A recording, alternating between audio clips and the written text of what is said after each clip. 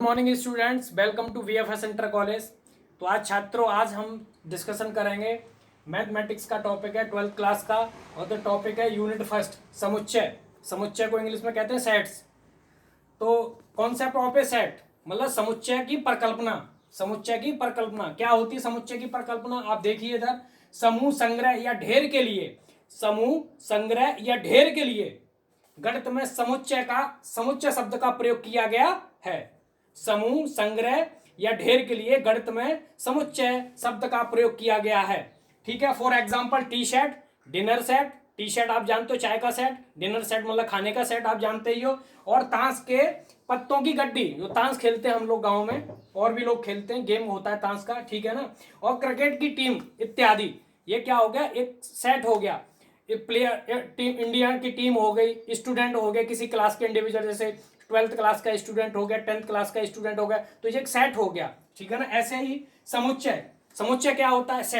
समुच्चय को सेट बोलते हैं। वस्तुओं के सुपरिभाषित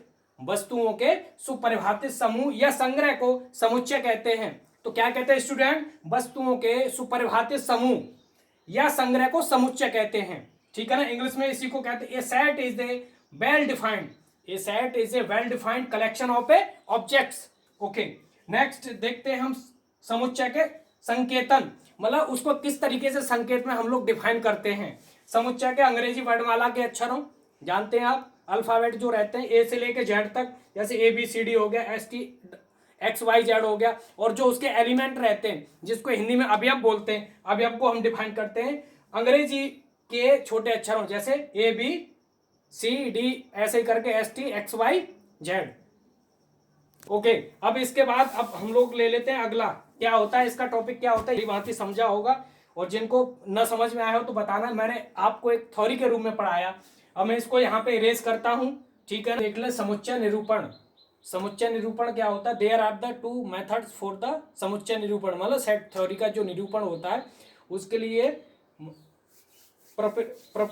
presentation of A set, presentation of A set यानी समुच्चय निरूपण। तो दो टाइप की इसकी वो रहती हैं, मेथड्स रहते हैं। पहला रहता है सारणीय या रोस्टर विधि, दूसरा रहता है विधि गुण विधि अथवा समुच्चय निर्माण विधि। तो इसमें क्या रहता है? रोस्टर विधि में क्या रहता है? उसमें एक ही टाइप के सेट्स होते हैं, चाहे वो न्यूमेरिक हो गए, जैसे यहाँ लिखा है 1 2 3 4 5 6, मतलब एक सेट में आ गया। दूसरे में आ गया ए ई आई ओ यू, मतलब ये हो गए अंग्रेजी वर्णमाला के स्वर, जो स्वर होते हैं 5, उनका एक सेट हो गया। इसमें आ गया किसी राम मोहन सोहन करके ना, ये दे रखा है मोहन सोहन, ये मतलब व्यक्तियों का समूह आ गया। तो इस तरीके से इसको रोस्टर विधि में या सारणिक विधि में इसको हम डिफाइन करते हैं। और दूसरी विधि जो रहती है गुण विधि अथवा समुच्चय निर्माण विधि, इसमें क्या रहता है? ये एक इस प्रकार द्वारा समुच्चय को उसके अवयवों के विशेष गुण द्वारा प्रकट करते हैं। इस प्रकार की विधि में उसके विषयों को, विशेष प्रकार के उसके गुणों को प्रकट करते हैं। यदि समुच्चय ए के अवयवों का विशेष गुण पी है, मतलब समुच्चय ए के विशेष अवयवों का गुण पी है, ठीक है ना, तो निम्न प्रकार से प्रकट किया जाएगा। कैसे? ए बराबर क्या होता है? मझला कोष्ठक एक्स, ठीक है ना, पी एक्स, ठीक है ना, इस तरीके से उसको प्रदर्शित करेंगे। और इसी के बीच में मैं आपके साथ में इसका एक्सरसाइज स्टार्ट कर लेता हूं, आप लोगों को आएंगे इसको, ठीक है ना। प्रश्नावली फर्स्ट, एक्सरसाइज नंबर 1 क्या है? दे रखा है, उसको कह रहा है संकेत का प्रयोग करके निम्नलिखित कथनों को लिखिए। मतलब एक्सरसाइज दे रखी है उसने, क्या दे रखी है? एक्सरसाइज, एक्सरसाइज 1A क्या कह रहा है? संकेत का प्रयोग करके निम्नलिखित कथनों को लिखिए। मतलब ये दे रखा है ए में, क्या दे रखा है? ये दे रखा है एक्स कॉमा ए, एक्स कॉमा ए का अवयव है, एक्स कॉमा ए का अवयव है। इसका मतलब क्या हो गया कि जो x है, जो x है वो a का एलिमेंट है। इसको संकेत रूप में अभी लिखना है, तो उसको संकेत रूप में हम लोग कैसे लिख सकते हैं? इसको एग्जाम सॉल्यूशन देखिए कैसे सॉर्ट आउट कर सकते हैं इसको। x तो x लग दिया, और ये कॉमा अवयव को हम क्या बोलते हैं? एलिमेंट बोलते हैं, तो ये ई कर दिया, ठीक है ना, एलिमेंट का साइन हो गया और ए हो गया। ये इसका आंसर हो गया। ये क्या हो गया इसका? x कॉमा ए का अवयव है, तो इसको लिख दिए x एलिमेंट a, ये इसका सॉल्यूशन हो गया। नेक्स्ट क्वेश्चन है y s का अवयव नहीं है। ये क्या कह रहा? y एस का अवयव नहीं है। तो उसको दूसरा क्वेश्चन कैसे करेंगे, ये तो पहला हुआ ए, और ये बी वाला क्वेश्चन कैसे करेंगे, वो कह रहा है बाई एक्स का अवयव नहीं है, तो बाई छोटा हो गया, एस का अवयव नहीं है।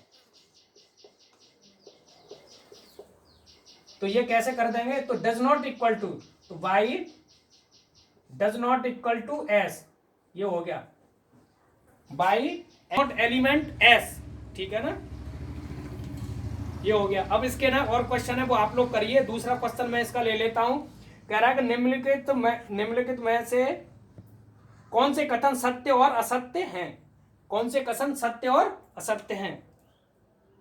सेकंड क्वेश्चन है निम्नलिखित में से कौन से कथन सत्य और असत्य हैं। इसमें दे रखा क्वेश्चन नंबर सेकंड, आप लोग देखिए, आपके पास मैथ की बुक होगी उसमें देखिए क्वेश्चन नंबर ए, सेकंड का क्वेश्चन नंबर ए बोल रहा है 3 एलिमेंट ब्रैकेट 2,3,5 ये दे रखा है।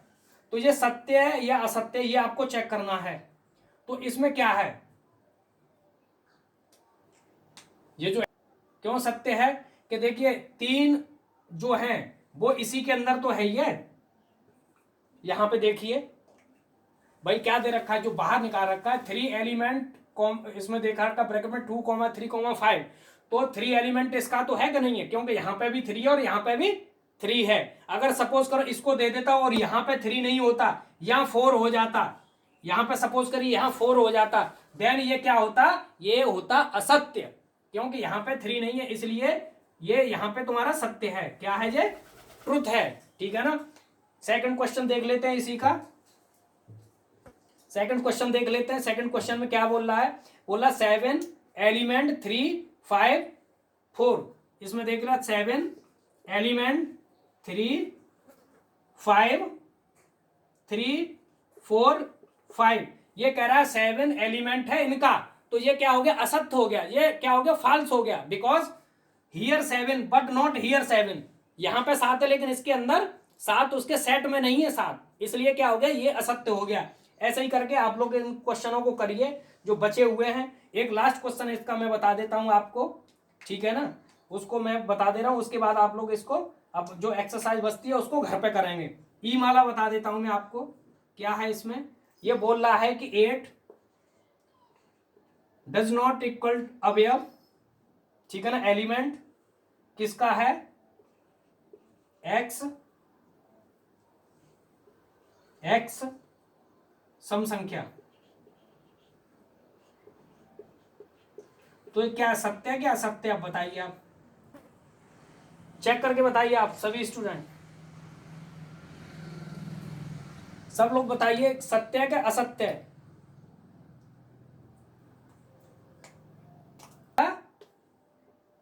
असत्य क्यों रहेगा, क्योंकि यहां डज नॉट एलिमेंट कर रखा है, अगर इस तरीके से हो जाता, एलिमेंट हो जाता, देन ये क्या हो जाता, ट्रुथ हो जाता, सत्य हो जाता, और यहां डज नॉट एलिमेंट कर रखा, इसलिए क्या हो गया, ये हो गया असत्य, क्या हो गया ये, असत्य हो गया ये। और जो क्वेश्चन इसमें बच रहे हैं वो आप लोग करिए, नहीं आएगा तो आप पूछिएगा, ठीक है ना। इस संख्याओं में से उन संख्याओं को समुच्चय को बनाओ, 1 से लेके 30 तक के संख्याओं के उन समुच्चयों को बनाओ। क्या बनाना है, देखो पहला क्वेश्चन दे रखा है, क्या दे रखा है, उसमें कह रहा है जिनके अंत में 5 हों, जिनके अंत में कितने हों, 5, मतलब 1 से लेके 30 तक की संख्याओं का, 1 से लेके 30 की वो नंबर्स हों, उनके अंत में 5 हों, उनका हमें क्या बनाना है, एक सेट बनाना है। तो इसका हल कैसे करेंगे, देखो ये बन जाएगा आराम से, बहुत इजीली है। इसमें कितना आ गया, 5 आ गया, 5 के बाद आ गया 15 आ गया, 15 के बाद 25 आ गया, कितना आ गया, यही आंसर हो गया इसका भाई, जिनके अंत में 5 ही तो हो गया, देखो 5, 5 और 5, ठीक है ना। अब दूसरा क्वेश्चन क्या बोल रहा है, इसी का बी वाला पार्ट क्या कह रहा है, वो कह रहा है जिनके अंत में 7 हो, जिनके अंत में 7 हो, तो वो कैसे हो जाएगा, 7 हो गया, 17 हो गया और 27 हो गया, ओके, 7 हो गया, 17 हो गया, 27 हो गया। अब वो बोल रहा है जिनमें सम संख्याएं हों, जिनमें सम संख्याएं हों, मतलब इनके अंदर सम संख्या होंगे उनके लिए भी करना है, जिनमें सम संख्याएं हों। तो सम संख्याएं कौन सी आती हैं देख लेते हैं जरा। 2 हो गया, 4 6 8 10 12 14 16 18 20 22, यहां आगे लिख लेते हैं 24 26 28 और 30। ठीक है ना, तो आप लोग सब लोग कर ही लेंगे भली भांति। ठीक है ना, और क्वेश्चन नेक्स्ट आता है इसका, ये कह रहा है इलाहाबाद शब्द में, इलाहाबाद शब्द में आए हुए स्वरों का, और ठीक है ना, इलाहाबाद हो गया, क्या होती है स्पेलिंग इलाहाबाद की। क्वेश्चन नंबर 5 है, ALLAHABAD। ये बोल रहे हैं इलाहाबाद शब्द में आए हुए, पहला है क्वेश्चन, 2 क्वेश्चन बनते जब इलाहाबाद शब्द लिख गया तो हियर 2 क्वेश्चन स्टार्ट हो गए, स्वर का हो गया और एक व्यंजन का हो गया, मतलब वॉवेल्स का हो गया और कॉन्सोनेंट का हो गया। तो पहले तो स्वरों का पूछ रहा है पहला, तो कौन कौन से स्वर हैं इसमें देखिए, केवल ए ही तो होगा स्वर एक, उनका समुच्चय पूछ रहा है तो ए हो गया ओनली। ठीक, और दूसरे में पूछ रहा है, इसमें दूसरे में पूछ रहा है कि अक्षरों का समुच्चय, तो अक्षर क्या हो गया, देखो अक्षर पहला तो ए हो गया, पहला क्या होगा ए हो गया, दूसरा क्या हो गया इसमें देखिए बी हो गया। ठीक है ना, ए हो गया, अच्छा उसी के क्रम में रख लेते, कोई बात नहीं है, इसी में देखो पहला ए हो गया, फिर ये एल हो गया, एल के बाद से फिर डबल नहीं लेते, सिंगल ही लेंगे, तो ये हमारा देखो ये कर लिया हमने, फिर ये भी हमने कर लिया, डबल नहीं लेंगे, फिर उसके बाद एच होगा, देखिए एच के बाद फिर क्या होगा, यहाँ पे हमारा बी हो जाएगा, देखो बी भी हमने कर लिया यहाँ, और बी के बाद ये फिर हमारा डी हो जाएगा, ये हो गया हमारा अक्षरों का समुच्चय, किसमें इलाहाबाद में। और स्वरों का समुच्चय, स्वर तो एक ही है क्योंकि स्वर 5 ही तो होते हैं, AEIOU। ठीक है ना, समझ में आया होगा, और जो और नेक्स्ट बचे हुए उनको आप लोग अपने घर से करिए। ठीक है ना, लॉकडाउन का पालन करें, गार्जियनों से अपील करता हूं कि बच्चों से लॉकडाउन का पालन कराएं और आप खुद पालन करें, और घर के अंदर ही रहें, सेफ रहें, सुरक्षित रहें, यहाँ मैं भी सेफ हूं और आप भी सुरक्षित रहें। ठीक है ना, और एक बार बोल देता हूं, कोरोना हारेगा और भारत जीतेगा। भारत माता की जय।